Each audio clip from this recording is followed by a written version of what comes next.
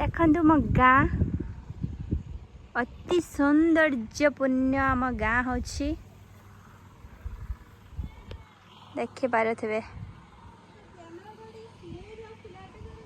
ये हूँ मो गाँ आटी मो भौणी ये हूँ ये हूँ मु आमे जेहेतु पहाड़ पाख लुक तो आमर जते ऊपर पहाड़ चढ़िले कौन सी असुविधा हुए ना सांगे सांगे ओल्ल जाऊ आज आम आसचु जेहेतु टिके इच्छा है बुलिया तो आम